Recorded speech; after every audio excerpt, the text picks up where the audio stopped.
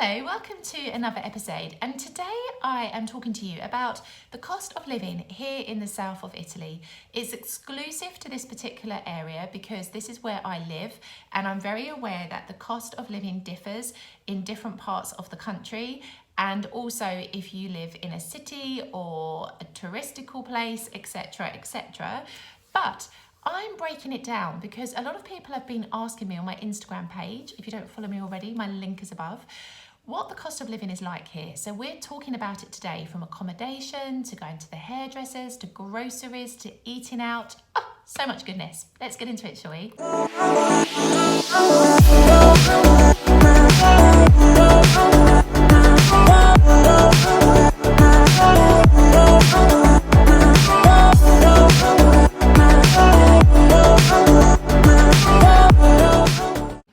So the first aspect of the cost of living that I want to cover here in Italy is accommodation.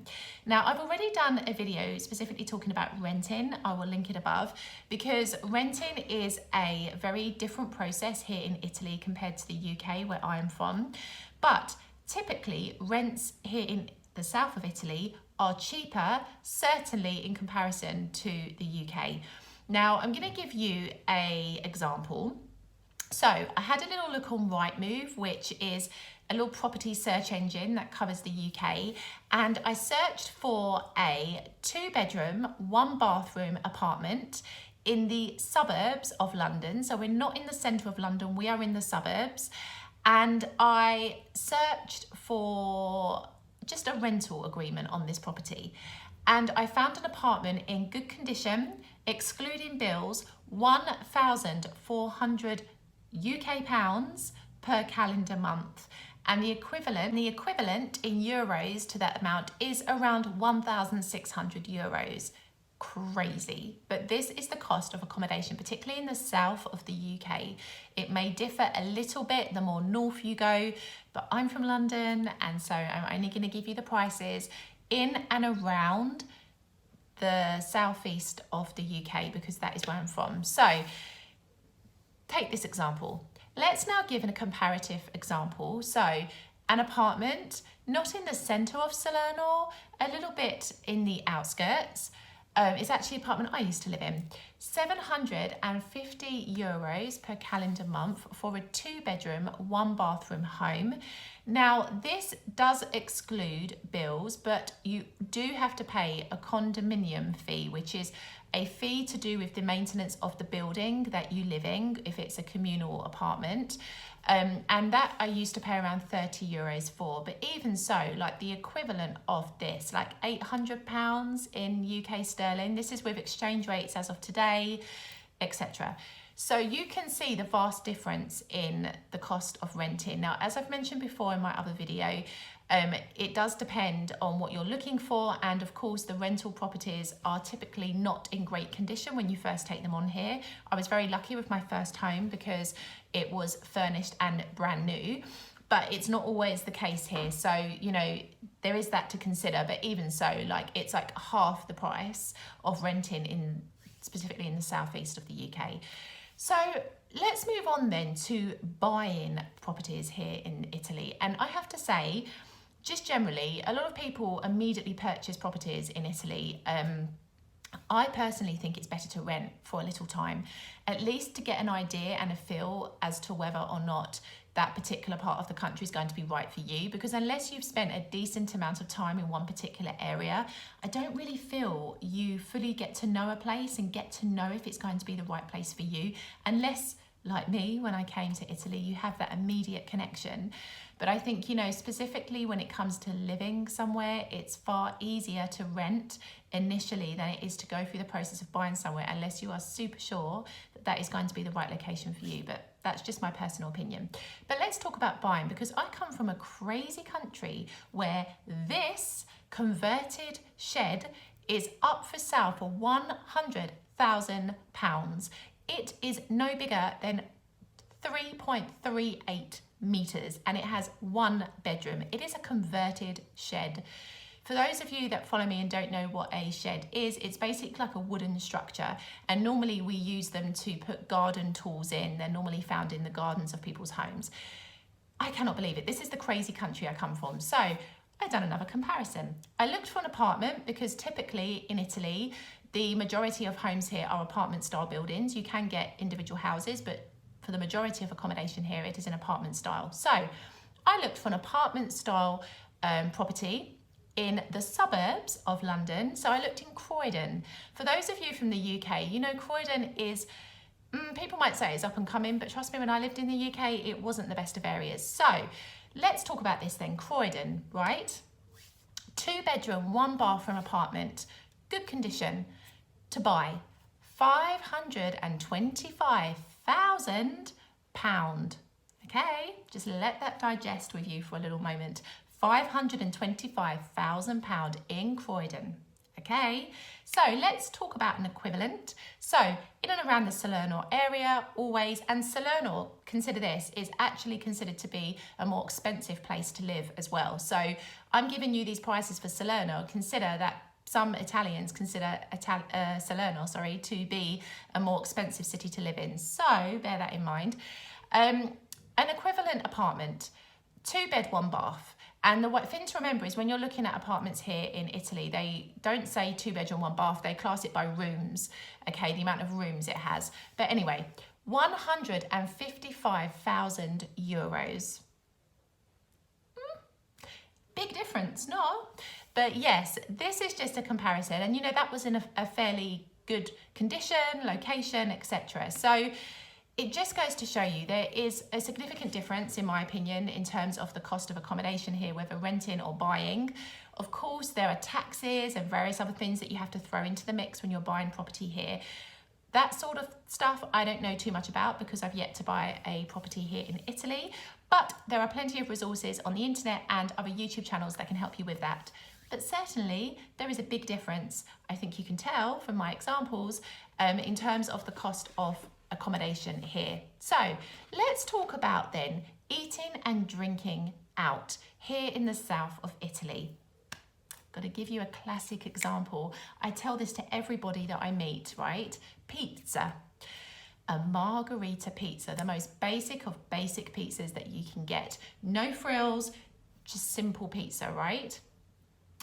Pizza Express, really popular pizza chain in the UK, branches all across the UK, not just specific to London. A margherita pizza in Pizza Express is, wait for it, £8.95. The equivalent in euros, around 10 euros for a margherita pizza. Just gonna let that digest 1 moment. 10 euros for a margherita pizza. Listen, here in the south of Italy, you can get a margherita pizza for around 3 to 4 euros. That is the equivalent of around £3 in the UK. It's insane. And trust me, this is the land of the pizza. Amazing. And a particular pizza restaurant that I actually do love in the UK, Franco Manca. It is a sourdough pizza chain that is like no frills, no fanciness. Like it's a really lovely, authentic atmosphere. And it is probably the most genuine pizza that I've had outside of Italy. So whenever I do come back to London, that is the place I go to for my pizza, because it's as similar to Italy as you can find, in my opinion, having lived here for nearly 3 years. A margherita pizza there is £6.80, which is around 8 euros. So you can see how the cost of something as simple as a pizza is so dramatically different. Let's talk then about, obviously, if you're in a restaurant, here we have table service covers that you have to pay, or coperto as they're known as here, and that can vary depending on where you eat. Sometimes it's €1 per person, sometimes it's €1.50, and generally that covers things like bread on the table, and if, for example, you have like an aperitivo, some bars will give you the food for free, some will charge you this fee for the food. It's how it is. But tipping is not mandatory here. Of course, it's always accepted graciously, but it's not a mandatory thing to do. But even then, you can see like the cost of eating out here, whether it's pasta, whether it's something different, it depends where you go. You can get your more expensive restaurants, don't get me wrong. But everyday living, like the cost of restaurants that you'll find in an average town in the south of Italy is pretty reasonable, definitely compared to the UK. But let's talk about drinkings. I do like a drink. So let's talk about Aperol Spritz, because Aperol Spritz is one of my favourite aperitivo drinks, okay? So here in the south of Italy, particularly Salerno, if you are in the centre of Salerno, you could pay maybe €7 or €8 for a spritz, max, top end. That's like proper expensive. Or if you're in the outskirts, you might pay €4 to €5. This is the equivalent of between £3 and £5 in the UK, for those of you that are watching from London or beyond. So let's talk about the cost of spritz in the UK, shall we? So it is drunk in the UK, but it isn't as popular as it is here in Italy, that's for sure. But I had a look at Francomanca, because that was the last place I had a spritz in when I was in the UK, and I have to be honest, it was horrible. But, you know, maybe I just got the bartender on a bad day or something. But anyway, it is £5.80 in Francomanca, which is the equivalent of around €7, which is pretty expensive considering this is just a restaurant. It's not even a bar, it's nothing fancy. It's a very simple, no frills place. If you go to a more fancier bar or pub, I've seen spritzes for like maybe £9, which is the equivalent of €11. Like literally, my mind is blown. The difference just for the spritz. Let's talk about wine. Here, depending on what type of wine you drink, where you drink it, you could pay on average around €4 a glass, which is around £3 in UK sterling. If you go to the UK, I looked at a Billy Basic pub in the south of the UK, and they wanted for a small glass of Chardonnay, so not even like the top Chardonnay, but like a very basic brand of Chardonnay, £3.95, and the equivalent in euros is €5 for smaller. Medium, £5, equivalent €6. So you can see, even with the wine, there's a difference, and it's not even the best quality wine either. And obviously beer you can spend maybe €3, €4 top end if you're in a bar here in the south of Italy. In the UK, goodness, you can pay more than that. I don't drink beer, but I know that you don't get a pint of beer or a bottle of beer for, I don't know, like £2 or £3 in the UK. I'm sure it's more than that when you go to a really nice place to drink. So that's the cost of eating and drinking out. You can see there is a very big difference. Let's talk about groceries, shall we? Because in my opinion, grocery shopping here in the south of Italy is a lot cheaper than in the UK. Take some pasta. So I had a little look at Tesco. Tesco, if anybody that knows the UK, is a big supermarket chain that you can find virtually everywhere. They often have really good prices. They're very competitively priced. I looked for a 500 gram of fusilli pasta, which is a very basic type of pasta, nothing fancy. And this was Tesco's own branded pasta. 55 pence for a 500 gram bag, which is the normal size bag. Here, you can pay 39 cents for like a really good brand. You can pay more for like the more expensive brands, but you can imagine in the UK, the different brands are even more expensive than the one I've just given you. And the equivalent of 39 cents is around 34p in the UK. So even like pasta is so much cheaper. And of course you have a much greater, wider variety of pasta here because this is the home of pasta. But obviously things like wine is a lot more expensive. This is the one thing that blew me away when I came here, was that I could get a fairly decent bottle of wine here for around €3. Whereas in the UK, if I wanted something similar, it would be £5, £6, £7 at best. So, you know, that blew me away as well. And even the cost of beauty products. Now, I will say there are some brands of beauty products, especially here in the South, that cost a lot more than they did in the UK.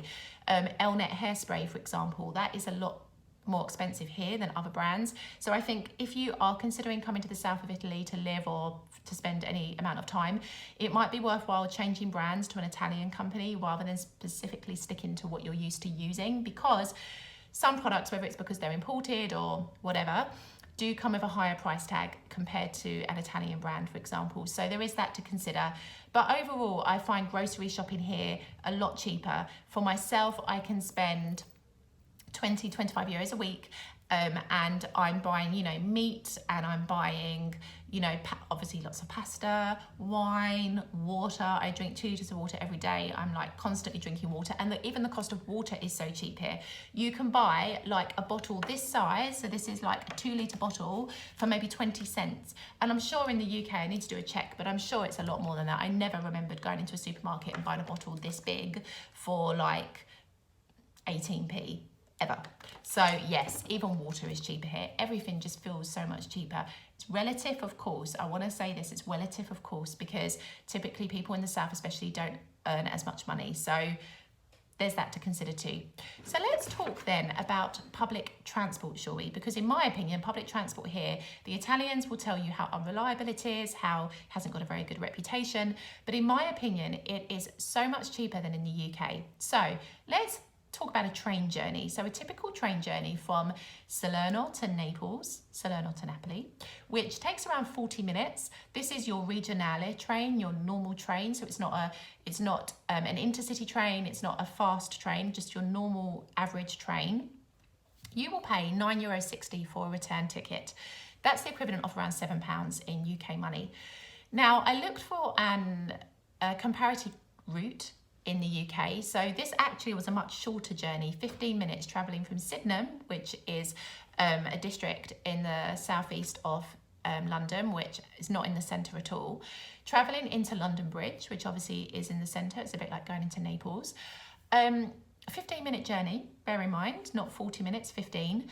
It was £11.60 or €14 for a return ticket, and that is for a 15-minute trip. So definitely trains and tubes and all of this are so much more expensive in the UK than they are here. And yes, okay, you might have a better service, but not always. If you watch any news reports in the UK to do with transport, people are always complaining every January when the cost of season tickets increases because there are often delays or cancellations. We have our problems with public transport in the UK, maybe not to the same degree as Italy, but they still exist and people still complain. So, you know, we're not without fault in our country either. So it's interesting, like when you look at the cost of travel, I was like, wow, it's definitely a lot cheaper here. And then let's look at like things like hairdressers and beauty treatments. So going to the hairdressers, I have, you wouldn't believe it today, I'm like au naturel because it's summer. Okay, I have a cut and colour here and I pay around €70 and I just have a simple all over colour and a cut.